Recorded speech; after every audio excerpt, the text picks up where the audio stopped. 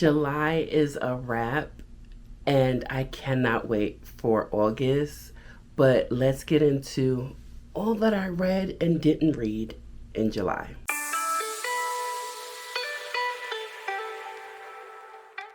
Welcome back to Reading Sprints and Triceps. I'm your girl Sasha Bonet, and I did a lot of DNFing, where I listened to a lot of audiobooks.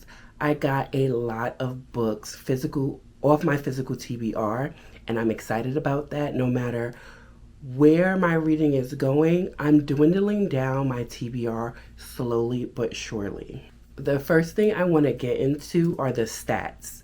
So let's do that.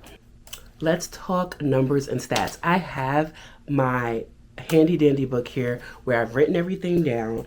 It's the book that I do my goals in and everything. So my overall reading rating so far is a 3.59, which I am grateful for, because anything below a 3.5 means I'm just reading trash all year long, and we're not trying to have that. So anything 3.5 and up, I'm enjoying. So let's talk about my top 5 most read authors so far this year. Ashley Nicole with 11 books, and we know why that's so. I read 10 of those books, being the Mason Family saga, and I can't wait to receive those in the mail. I have ordered them. Kimberly Brown with 10 books, and she's also going to be at CocoCon. So Natisha Rayner with 9, she's also going to be at CocoCon. B. Love, who is just one of my favorite indie authors, I do not believe she will be at CocoCon this year though. And there was a tie between Casey Mills and Mel Dow at 7. Those were my top 6, technically, read authors so far this year. And they're all Black.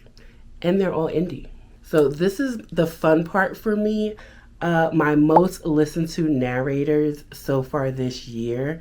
And I'm excited to tell you all about this just because I know who I like to listen to. But tell me in the comments who, if you had to guess, are your top 5 narrators that you listen to. And then go tell me, if you can, which ones you actually listen to, top 5.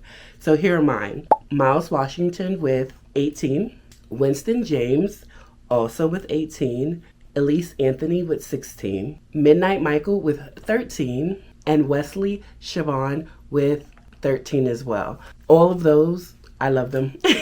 I love them. Sean Crisden was up here, I believe, last month in June, but someone knocked him out his spot. I don't know, but those were my top 5. So with all of the books that I did read, didn't get to finish, and audiobooks, 23 physical TBR books came off of my shelves. And I am happy about that. Whether I read them or DNF'd them, 23 of them came off of my TBR. So my average reading rating for the month of July overall is a 3.7. That is great, seeing as my year so far is only at a 3.59. 3.7 for July. That means I read better in July than I have so far of this whole 2026 so far, which is kind of disturbing, but we're gonna move on. I had to turn on my fan. It gets very hot in my office, and so if the sound is a little wonky for you, I apologize, but I refuse to burn and melt like the Wicked Witch of the West on this camera. But anyway, let's get into the DNFs. So we have an Illumicrate edition of Jade and Dragons. I just did not care. Also, we have Fathom Folk by Eliza Chan, and this one is also Illumicrate. The same thing, I just did not care. These books were boring to me, so there's going to be a pattern to a lot of these books with me just saying they were boring or I just did not care. What I'm trying to say is they did not catch my attention. if it's going to be a thriller, I need it to like catch me with a hook in the beginning, or at least the characters are interesting from the beginning, or something, there's a puzzling something, there's something underlying to the story that makes me, myself, not everybody, but me, want to continue reading it. And We Solve Murders by Richard Osman did not do that for me, so it also was DNF. Because Japanese Gothic is a horror book, or in the vein of horror, I gave it longer than I usually give a lot of books, but this one too did not give me anything. It's giving two timelines that merge together, and I do like that. It's giving the others, that movie where Nicole Kidman is it Nicole Kidman? I believe it's Nicole Kidman, and she's the mother of those two kids that she actually murked. It was starting to give that, and I actually like that movie.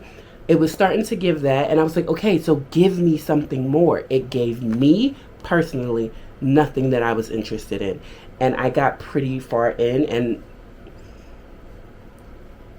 boring. Next is The Sinner by Chantal Tessier. I read the first one, which is The Ritual. I kind of enjoyed it. This one I did not enjoy. I kept having to put it down, because when reading certain books, when I know there are trigger warnings that upset me or just make me feel not good, make me feel very sad and sorrowful of humanity, of men, of women, they put bad feelings in me. This was it. Chantal Tessier's first one, The Ritual, did not go as far as this one with the abuse and stuff like that. And yeah, this is a no for me. So I had to DNF this. So To Gaze Upon Wicked Gods by Molly X. Chang. This is also an Illumicrate edition. Again, I wasn't feeling it, but this one I wasn't feeling way earlier than the rest of them. Just like Fathom Folk, just being introduced into the world annoyed me to no end. So it was an absolute no for me.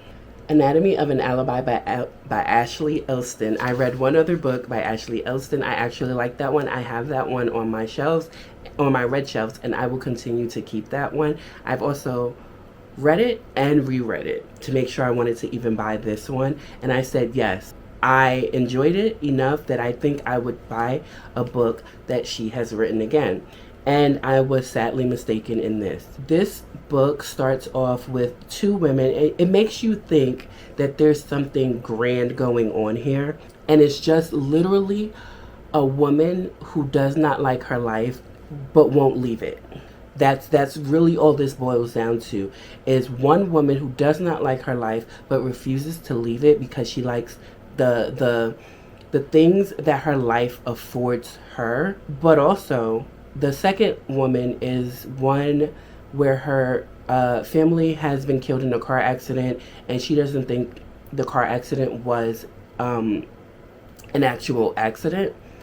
So she starts digging deep, and mind you, this didn't just happen last year. This has been like, I want to say 5+ years that this has happened. And she starts digging into things that she shouldn't dig into.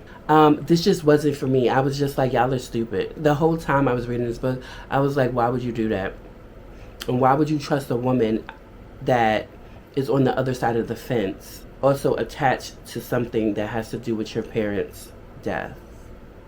And why would a woman from it just didn't make any sense to me. I was not entertained. I actually DNF'd this one today at 100 pages. I gave this book 100 pages.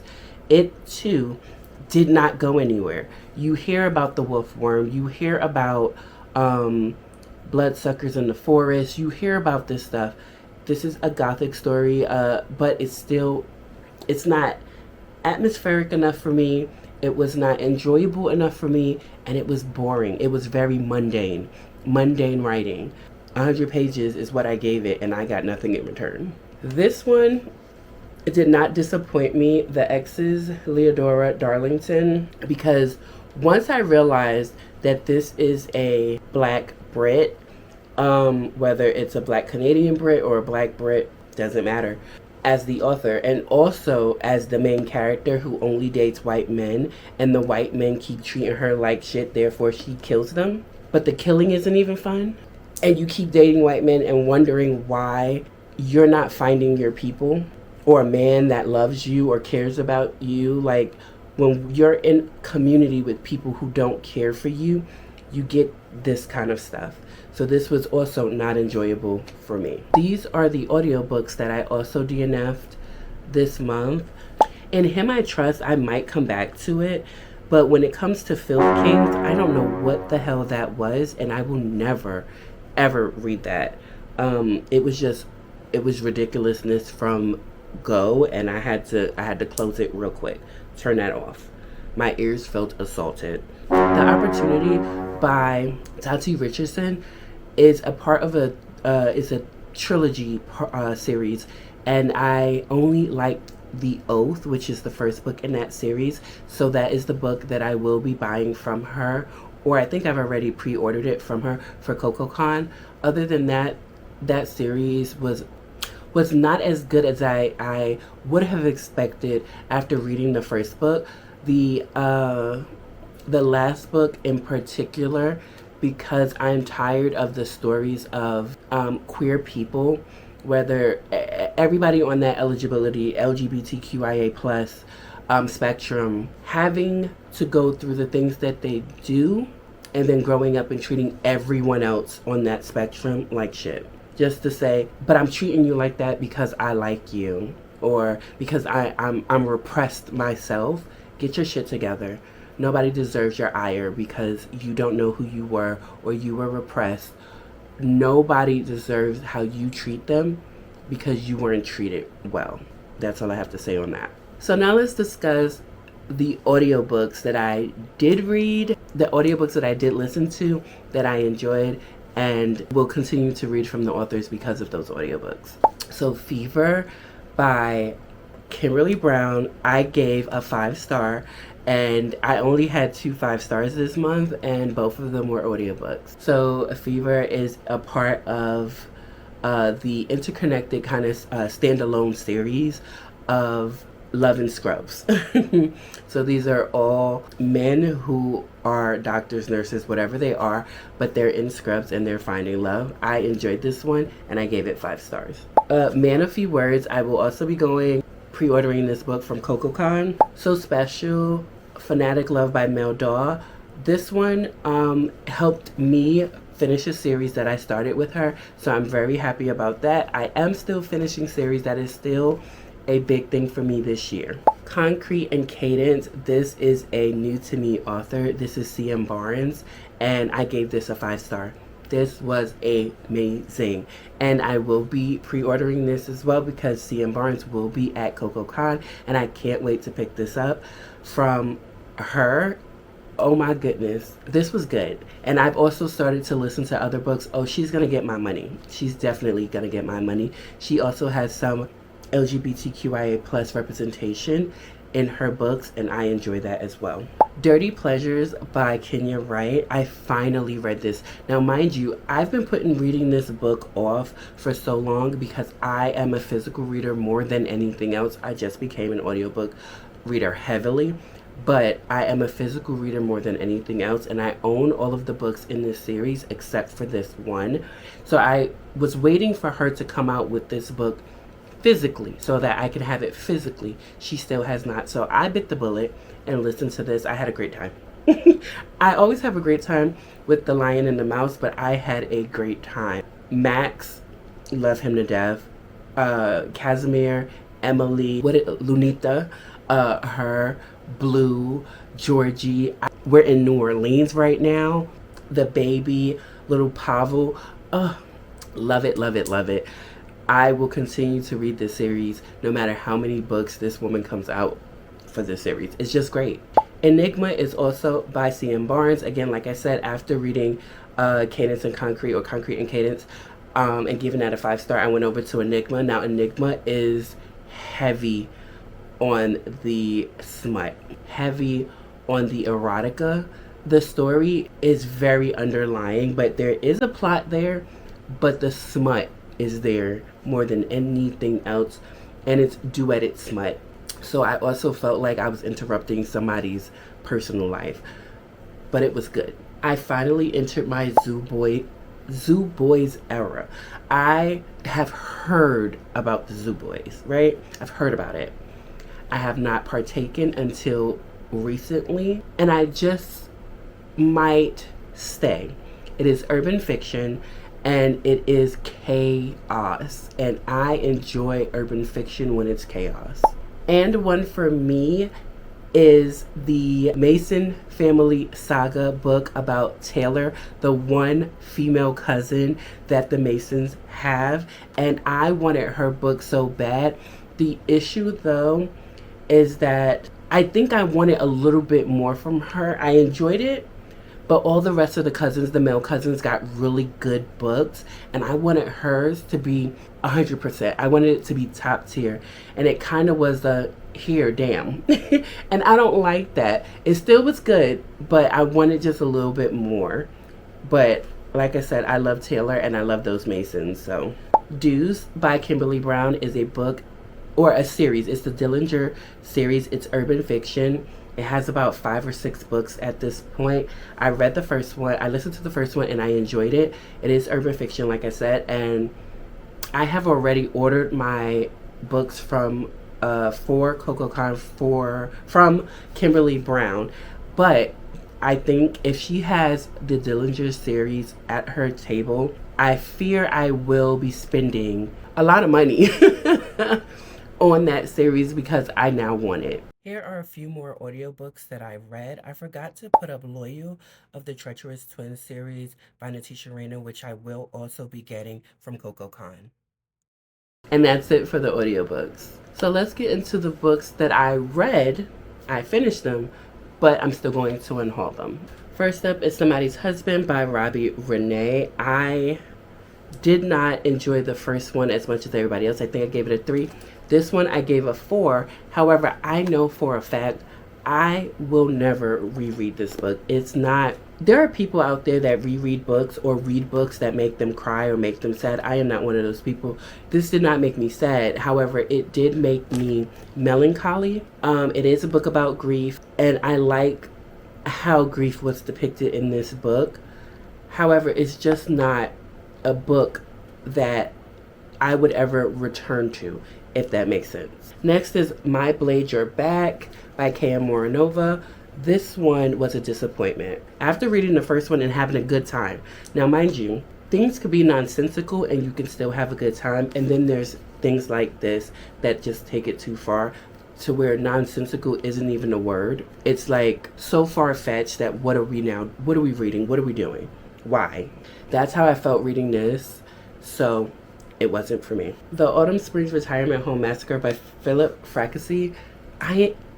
I enjoyed this book up until the reveal of who the person was that was doing the massacring. At that point, so I would say a good 75% of this book was entertaining. It was enjoyable. I wanted to know who it was. I wanted to get to the bottom of this killing spree. But there were 2 things that kept me from wanting to keep this book. The reveal, the older woman who we're mostly following, and it's because you're I don't know how to say this. I'm not ageist at all, but when you are of a certain age and just somebody pushing you down can make you hurt yourself so badly that it could become deadly. There are things that we just should not be doing, like trying to catch killers. Like what are we doing? And I know this is a book set in a retirement home, so they're all going to be old. But there are just things that the main character was doing that was just pissing me off. And the reveal just sent this into Looney Tunes. It was I would have got away with it if it wasn't for you meddling kids kind of scenario. And I just wasn't here for it. What was this? I need somebody to tell me quickly. What was this? And by the time you get to the ending of this book and you get the reveal, one, it was the white people all along. You and I, and anybody that opens this book should already know that. But that's not the surprise of this book. The reveal of this book is what happened what actually happened in this home. And what pissed me off about this story is the stubbornness of parents to allow bad things to happen because you are prideful, you can beat it, but you're not thinking of the kids around you that you have that may not be as strong as you because they're children. This I don't know what this was. Best offer wins. This is chaotic. Oh my goodness. I'm nosy enough to have finished it. So it was good enough for me to finish. I think I gave this 3 stars. It was good enough for me to finish. However, and the FMC is unlikable, and I don't think you're supposed to like her. I don't think at any point of reading this story you are supposed to like this FMC. That's not my issue with this book. The issue is, so what?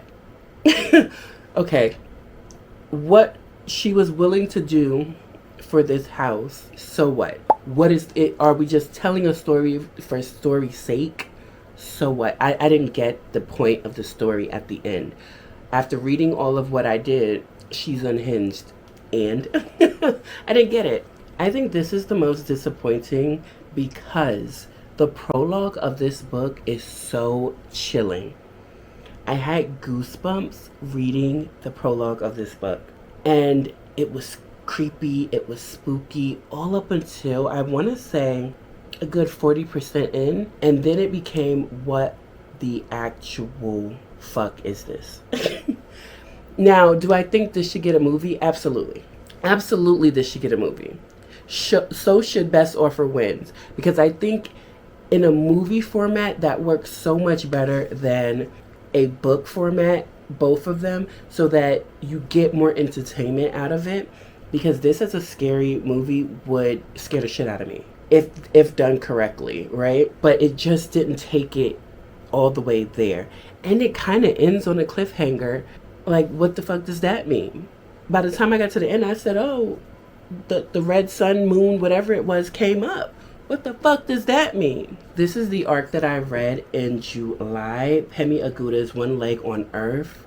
This was given to me by the publisher W.W. Norton, and this is about a young girl whose family has warned her against Lagos, Nigeria, against the city. You know, parents always have the big city conversations with their kids that grow up, away from the city. You know, bright lights, men, women, loose women, fast car, all of those things, right? To warn you against the city. And this young lady kind of is like, I don't really care about any of that. I'm finally free. I get to have a job. I get to go to school. I get to do all the things that I could not do under my mom's roof. She has a one-night stand. She gets pregnant, only to find out that the women in Lagos are committing suicide. The pregnant women of Lagos are committing suicide, and she has ended up pregnant, and she feels attached to whatever force is pulling these women to commit suicide. I think this is a story, a play on postpartum or prepartum. It's about pregnancy. It's about womanhood. It's about choosing the direction that you want your life to go, even when people are saying, that's not right, this is right, you should do this and you should do that. It's your body. This is a play on that.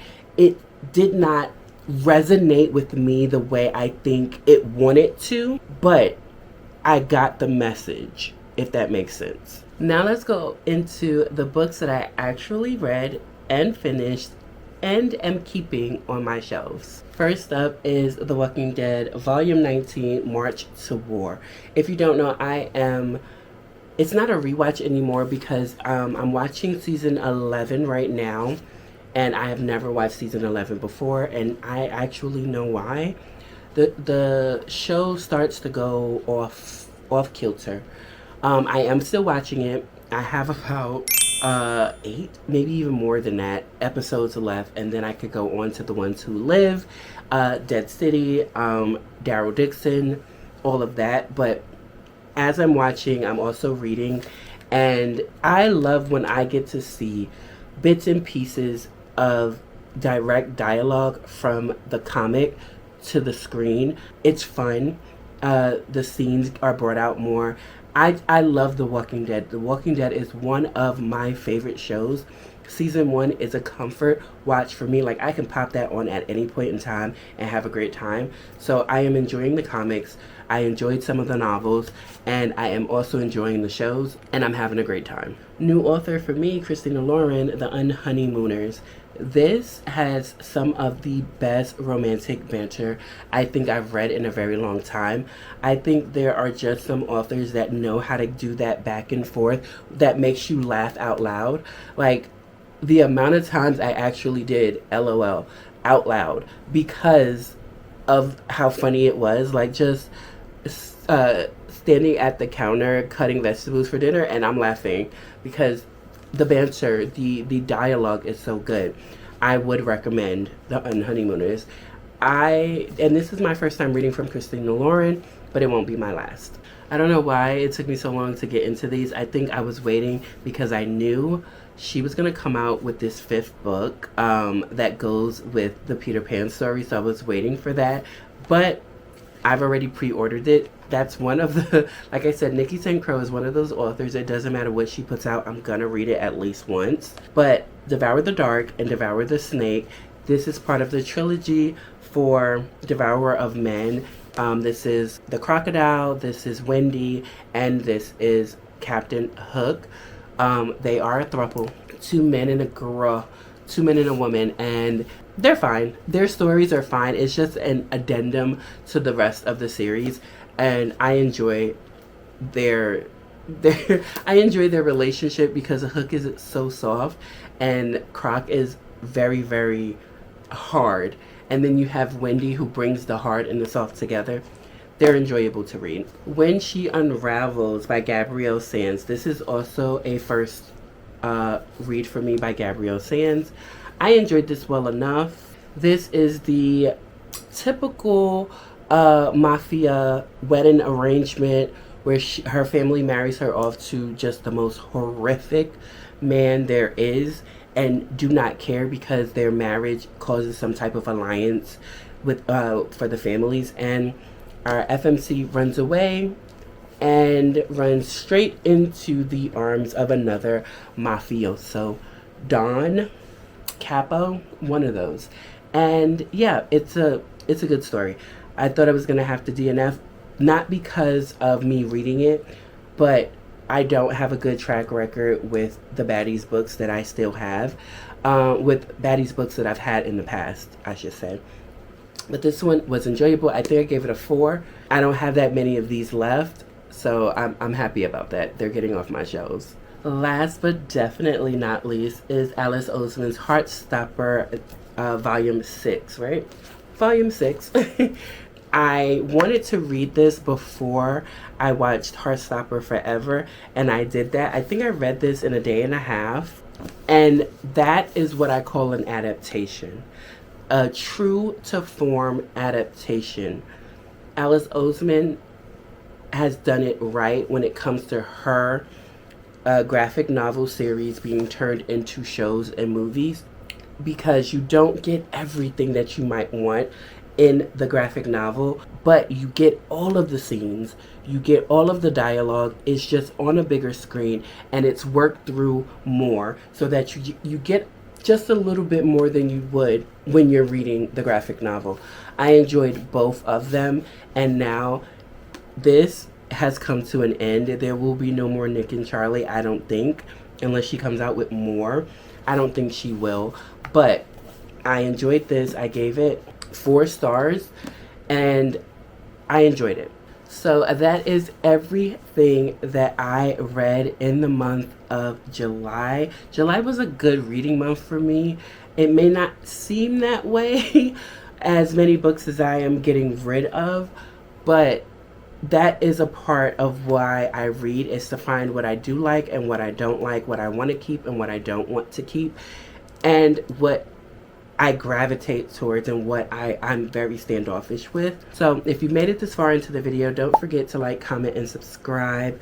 Thank you for spending time with me, and I will definitely see you in the next one. Bye.